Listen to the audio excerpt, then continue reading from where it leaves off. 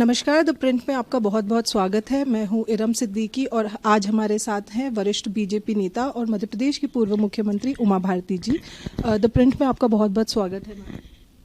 मुझे बहुत अच्छा लगा है कि आप मेरी साइड जानने के लिए आए हैं राम जन्मभूमि आंदोलन के बारे में। मैम, आज राम मंदिर का उद्घाटन होने जा रहा है। आप अयोध्या मूवमेंट से शुरुआत से जुड़ी रही हैं।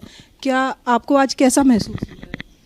मुझे उन सब की याद आ रही है जो इसमें शहीद हो गए और जिनको मैं जानती थी, और 500 साल से चले हुए किसी अभियान को इतना सफलतापूर्वक अंजाम पे मैंने पहुंचते देखा है। मैंने ऐसे अभियानों के बारे में लगभग नहीं सुना है। मुझे भी इस अभियान के अंतिम चरण में भागीदारी का मौका मिलेगा, ये मेरे लिए बहुत आश्चर्य की बात है, क्योंकि मैं अपने आप को इस तरह से काबिल नहीं समझती हूँ।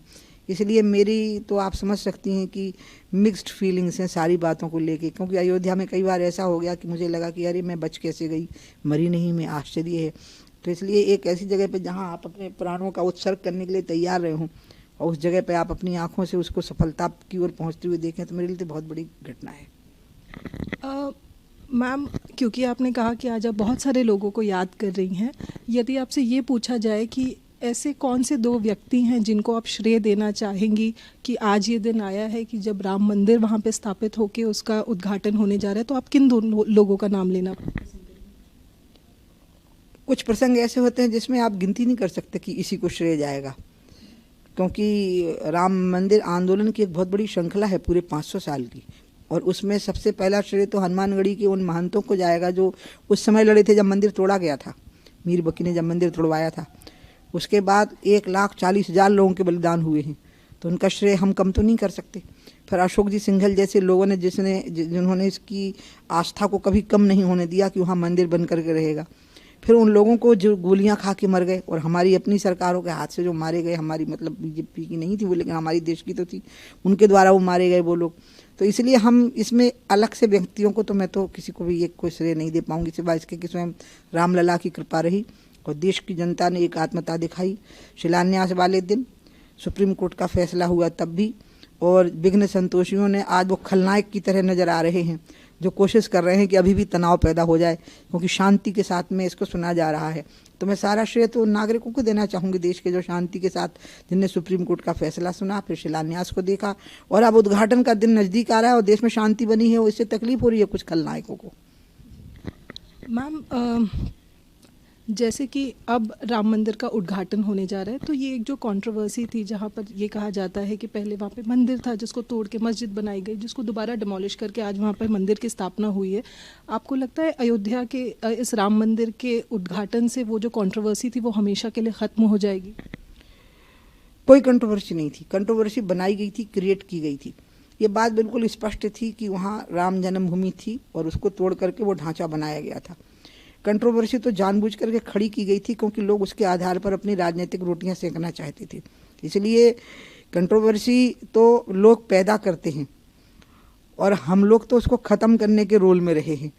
तो मैं तो ये मानती हूँ कि अयोध्या के साथ में एक सद्भावना का वातावरण बनेगा, और इसी वातावरण में जो फैसला माननीय सुप्रीम कोर्ट का या कोर्ट का आएगा मथुरा और काशी पर, उसको सब लोग स्वीकार कर लेंगे। जो एक्ट बनाया गया था, रिलीजियस वर्शिप एक्ट, जिसमें कहा गया था कि किसी भी रिलीजियस स्ट्रक्चर का कैरेक्टर बदला नहीं जाएगा अयोध्या को छोड़ के, क्या आपको लगता है कि उस एक्ट में संशोधन की ज़रूरत है आज के दौर में? मैंने सदन में अपनी पार्टी की तरफ से उस बहस को ओपन किया था, और हमने अपनी तरफ से पार्टी की तरफ से ये प्रस्ताव दिया था कि आप मथुरा और काशी को भी इस विधेयक में अयोध्या की तरह बाहर कर दीजिए, उनको डिस्प्यूटेड मानिए, क्योंकि अयोध्या में तो कोई सबूत नहीं मिलता है सिवाय ऐतिहासिक तथ्यों के, लेकिन यहाँ तो दीवार पे सबूत लिखे हुए हैं।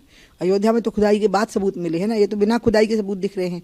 तो हमने कहा था कि ये और हिंदुओं के लिए बहुत महत्व के स्थान है और मुसलमानों के लिए महत्व के स्थान बिल्कुल नहीं है। ये मक्का मदीना की तरह नहीं है, और ना ये हाजी मलंग की तरह है, और ना ये अजमेर की दरगाह शरीफ की तरह ये स्थान है। इसलिए आप अभी से इन तीनों को अलग कर दीजिए, तो इस देश में शांति और सद्भाव का वातावरण बना रहेगा। लेकिन उस समय पर पार्लियामेंट में हमारी तो मेजोरिटी थी नहीं, तो हमारी पार्टी ने उसके बाद बायकॉट कर दिया था। मैं तो मानती हूँ कि उन्होंने मेरी बात मान ली होती तो आज तीनों जगह पर मंदिर का निर्माण एक साथ हो रहा होता, बहुत शांति होती। मैम, आज तो बीजेपी पूर्ण बहुमत के साथ सत्ता में है, और हालांकि लोकसभा चुनाव आने को है, तो मैम आने वाले दिनों में आप इस विधायक मतलब इस अमेंडमेंट को लेके क्या कुछ मुहिम उठाएंगे?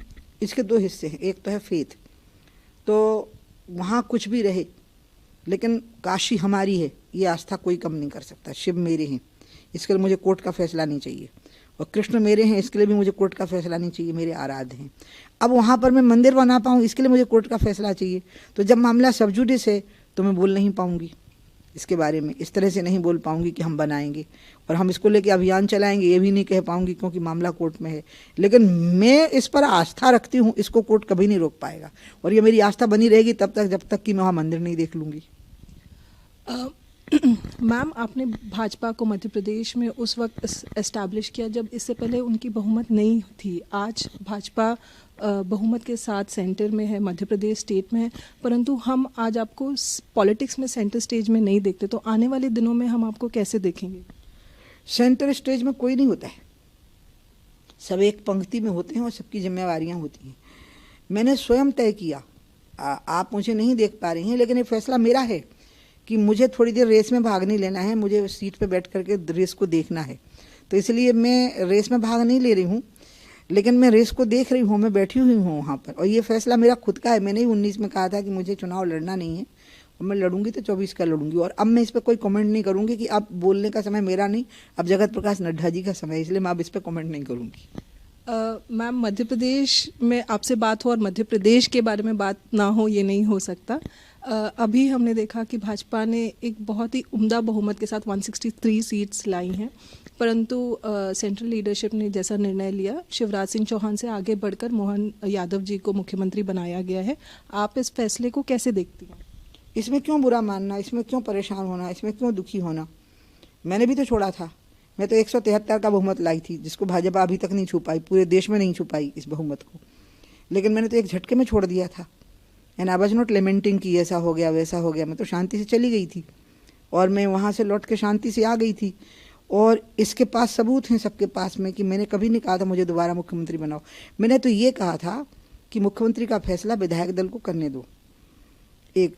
और दूसरा मैंने ये कहा था कि जिनसे विवाद हुआ था कि मैं उनकी पसंद के व्यक्ति को तो मध्य प्रदेश की गद्दी पर नहीं बैठने दूंगी, लेकिन अब वो इस दुनिया में नहीं है।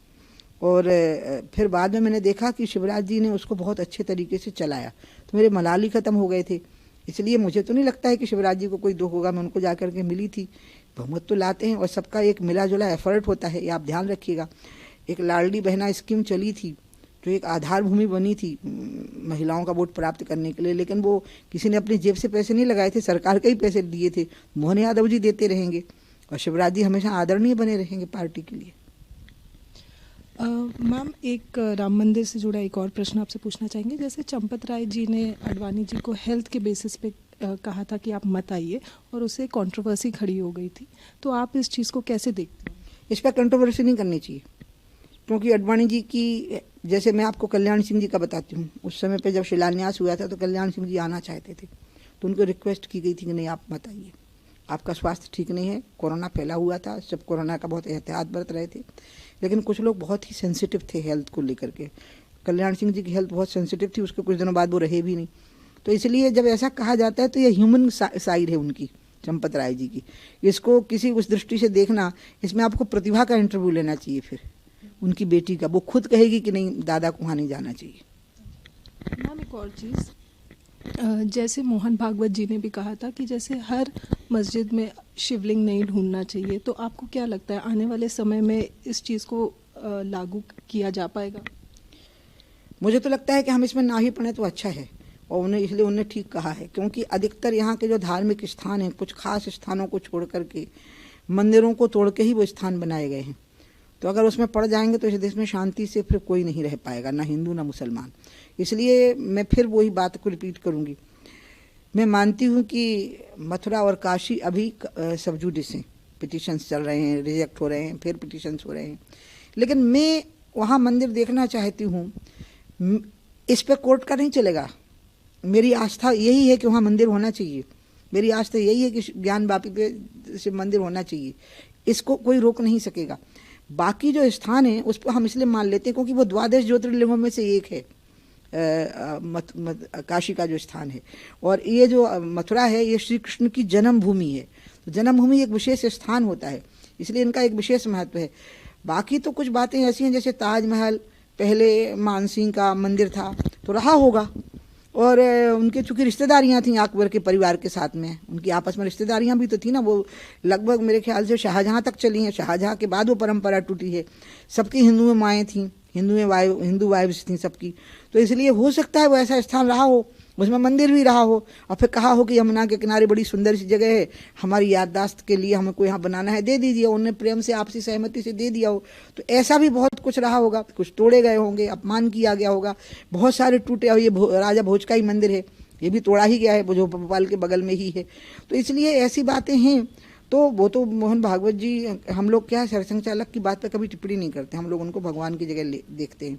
लेकिन फिर भी मैं ये कह रही हूँ कि ये तो मैं कह रही थी पार्लियामेंट के अंदर कि आप मथुरा और काशी छोड़ दीजिए, इनको जैसे अयोध्या को आपने डिस्प्यूटेड मान लिया, आप इनको डिस्प्यूटेड मान लीजिए, और इनके डिस्प्यूट के तो साइन दिख रहे हैं सामने, और बाकी चीज़ों पर हिंदू कभी कहेगा नहीं फिर, इसलिए आज ही ये बात ख़त्म कर दीजिए। तो मैं तो स्वयं इस बात से सहमत हूँ कि बाकी बातों में नहीं पड़ना है।